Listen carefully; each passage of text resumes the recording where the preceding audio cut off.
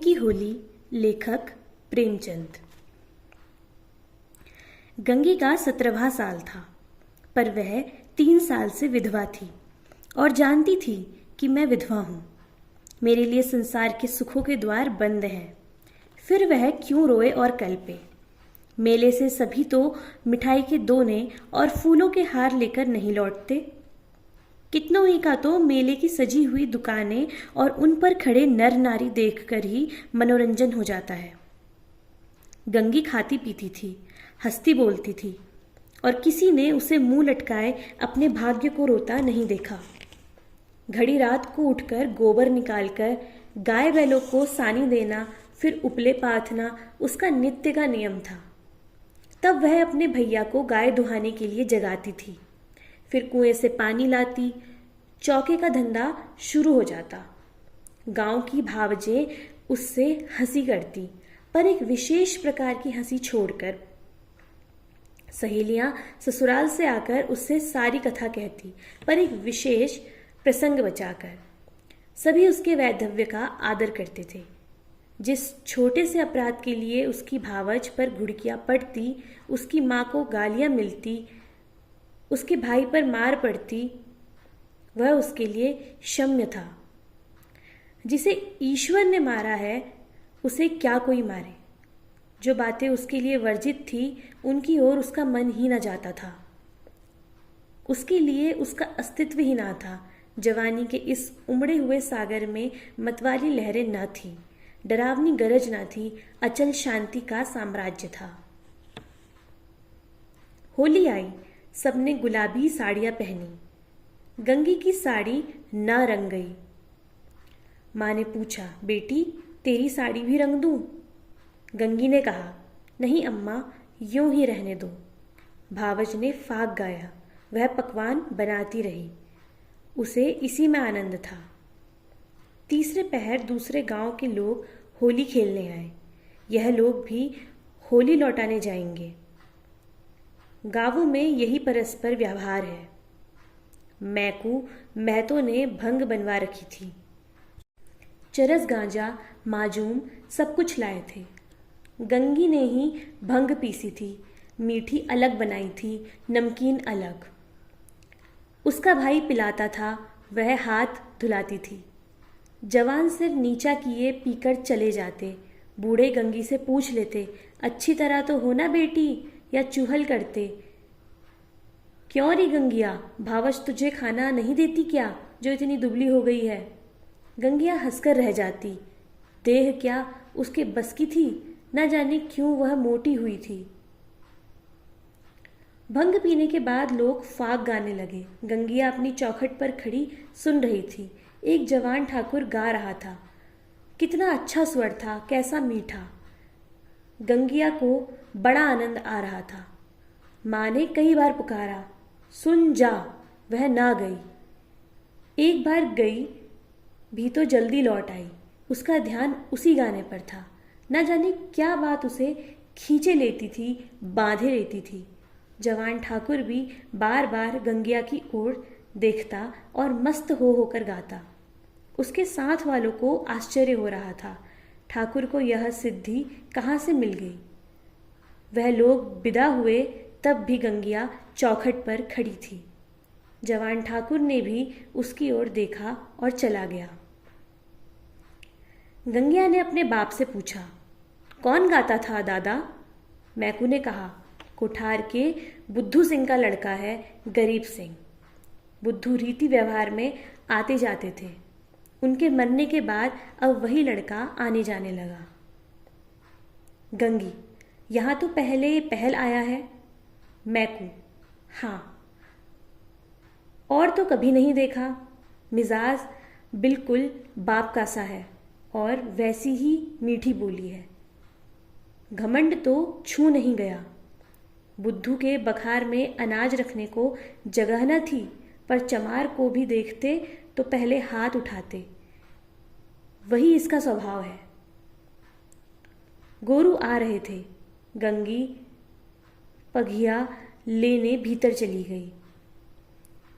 वही स्वर उसके कानों में गूंज रहा था। कई महीने गुजर गए। एक दिन गंगी गोबर पाथ रही थी। सहसा उसने देखा वही ठाकुर सिर झुकाए द्वार पर से चला आ रहा है। वह गोबर छोड़कर उठ खड़ी हुई। घर में कोई मर्द ना था, सब बाहर चले गए थे।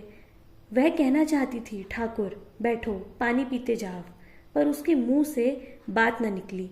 उसकी छाती कितने जोर से धड़क रही थी। उसे एक विचित्र घबराहट होने लगी। क्या करे, कैसे उसे रोक ले। गरीब सिंह ने एक बार उसकी ओर ताका और फिर आंखें नीची कर ली। उस दृष्टि में क्या बात थी कि गंगी के रोए खड़े हो गए। वह दौड़ी घर में गई और माँ से बोली, अम्मा, वह ठाकुर जा रहे हैं गरीब सिंह। माँ ने कहा, किसी काम से आए होंगे। गंगी बाहर आई तो ठाकुर चला गया था। वह फिर गोबर पाथने लगी और उपले टूट टूट जाते थे।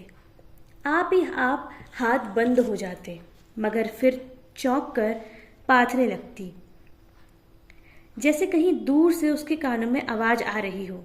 वही दृष्टि आंखों के सामने थी। उसमें क्या जादू था, क्या मोहिनी थी। उसने अपनी मूक भाषा में कुछ कहा। गंगी ने भी कुछ सुना। क्या कहा यह वह नहीं जानती, पर वह दृष्टि उसकी आंखों में बसी हुई थी। रात को लेटी तब भी वही दृष्टि सामने थी। स्वप्न में भी वही दृष्टि दिखाई दी। फिर कई महीने गुजर गए। एक दिन संध्या समय मैकू द्वार पर बैठे सन काट रहे थे और गंगी बैलों को सानी चला रही थी कि सहसा चिल्ला उठी, दादा दादा ठाकुर। मैकू ने सिर उठाया तो द्वार पर गरीब सिंह चला आ रहा था। राम राम हुआ। मैकू ने पूछा, कहाँ गरीब सिंह, पानी तो पीते जाओ। गरीब आकर एक माची पर बैठ गया। उसका चेहरा उतरा हुआ था। वह कुछ बीमार सा जान पड़ता था। मैकू ने कहा, कुछ बीमार थे क्या? गरीब, नहीं तो दादा। मैकू, कुछ मुंह उतरा हुआ है। क्या सूद ब्याज की चिंता में पड़ गए? गरीब, तुम्हारे जीते मुझे क्या चिंता है दादा। मैकू, बाकी दे दी ना? गरीब, हाँ दादा, सब बेबाक कर दिया। मैकू ने गंगी से कहा, बेटी जा, कुछ ठाकुर को पानी पीने को ला। भैया हो तो कह देना चिलम दे जाए। गरीब ने कहा, चिलम रहने दो दादा, मैं नहीं पीता। मैकू, अब की घर ही तमाकू बनी है, स्वाद तो देखो, पीते तो हो। गरीब, इतना बेअदब ना बनाओ दादा, काका के सामने चिलम नहीं छुई। मैं तुमको उन्हीं की जगह देखता हूं। यह कहते कहते उसकी आंखें भर आई। मैकू का हृदय भी गदगद हो उठा। गंगी हाथ की टोकरी लिए मूर्ति के सामने खड़ी थी। उसकी सारी चेतना, सारी भावना गरीब सिंह की बातों की ओर खींची हुई थी। उसमें और कुछ सोचने की और कुछ करने की शक्ति न थी। ओह, कितनी नम्रता है, कितनी सज्जनता, कितना अदब। मैकू ने फिर कहा, सुना नहीं बेटी, जाकर कुछ पानी पीने को लाओ। गंगी चौंक पड़ी, दौड़ी हुई घर में गई। कटोरा मांझा, उसमें थोड़ी सी राब निकाली, फिर लोटा गिलास मांझकर शरबत बनाया। माँ ने पूछा, कौन आया है गंगिया? गंगी, वह है ठाकुर गरीब सिंह। दूध तो नहीं है अम्मा, रस में मिला देती। माँ, है क्यों नहीं, हाड़ी में देख। गंगी ने सारी मलाई उतारकर रस में मिला दी और लोटा गिलास लिए बाहर निकली। ठाकुर ने उसकी ओर देखा। गंगी ने सिर झुका लिया। यह संकोच उसमें कहाँ से आ गया? ठाकुर ने रस पिया और राम राम करके चला गया। मैकू बोला, कितना दुबला हो गया है। गंगी, बीमार हैं क्या? मैकू, चिंता है और क्या, अकेला आदमी है, इतनी बड़ी गिरस्ती, क्या करे। गंगी को रात भर नींद नहीं आई। उन्हें कौन सी चिंता है? दादा से कुछ कहा भी तो नहीं, क्यों इतना सकुचाते हैं? चेहरा कैसा पीला पड़ गया है। सवेरे गंगी ने माँ से कहा, गरीब सिंह अब की बहुत दुबले हो गए हैं अम्मा। माँ, अब वह बेफिक्री कहाँ है बेटी? बाप के ज़माने में खाते थे और खेलते थे, अब तो गिरस्ती का जंजाल सिर पर है। गंगी को इस जवाब से संतोष न हुआ। बाहर जाकर मैकू से बोली, दादा तुमने गरीब सिंह को समझा नहीं दिया, क्यों इतनी चिंता करते हो? मैकू ने आंखें फाड़कर देखा और कहा, जा अपना काम कर। गंगी पर मानो वज्रपात हो गया। यह कठोर उत्तर और दादा के मुंह से। हाय, दादा को भी उनका ध्यान नहीं, कोई उसका मित्र नहीं, उन्हें कौन समझाए? अब कि वह आएंगे तो मैं खुद उन्हें समझाऊंगी। गंगी रोज सोचती वह आते होंगे, पर ठाकुर ना आए। फिर होली आई, फिर गांव में फाग होने लगा। रमणियों ने फिर गुलाबी साड़ी पहनी, फिर रंग घोला गया। मैकू ने भंग, चरस, गांजा मंगवाया। गंगी ने फिर मीठी और नमकीन भंग बनाई। द्वार पर टाट बिछ गया। व्यवहारी लोग आने लगे, मगर कोठार से कोई नहीं आया। शाम हो गई, किसी का पता नहीं। गंगी बेकरार थी, तभी भीतर जाती, कभी बाहर आती। भाई से पूछती, क्या कोठार वाले नहीं आए? भाई कहता नहीं। दादा से पूछती, भंग तो नहीं बची, कोठार वाले आवेंगे तो क्या पिएंगे? दादा कहते, अब क्या रात को आवेंगे, सामने तो गांव है, आते होते तो दिखाई देते। रात हो गई, पर गंगी को अभी तक आशा लगी हुई थी। वह मंदिर के ऊपर चढ़ गई और कोठार की ओर निगाहें दौड़ाई। कोई ना आता था। सहसा उसे उसी सिवानी की ओर आग दहकती हुई दिखाई दी। देखते देखते ज्वाला प्रचंड हो गई। यह क्या? वहां आज होली जल रही है? होली तो कल ही जल गई।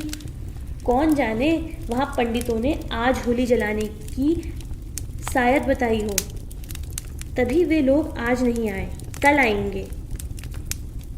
उसने घर आकर मैकू से कहा, दादा कोठार में तो आज होली जली है।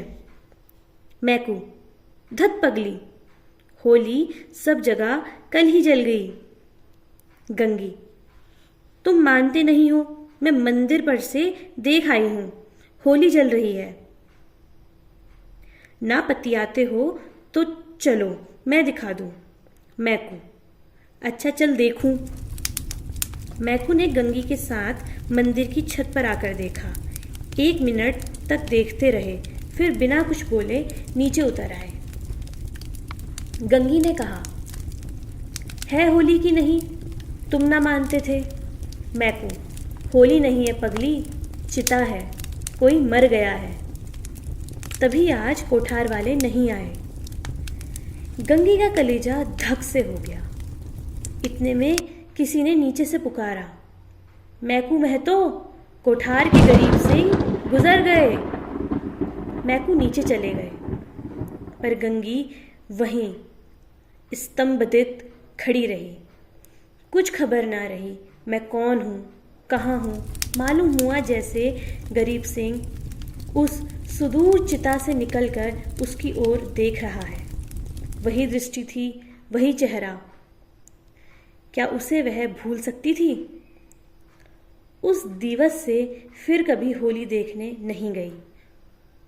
होली हर साल आती थी, हर साल उसी तरह भंग बनती थी, हर साल उसी तरह फाग होता था, हर साल अबीर गुलाल उड़ती थी, पर गंगी के लिए होली सदा के लिए चली गई।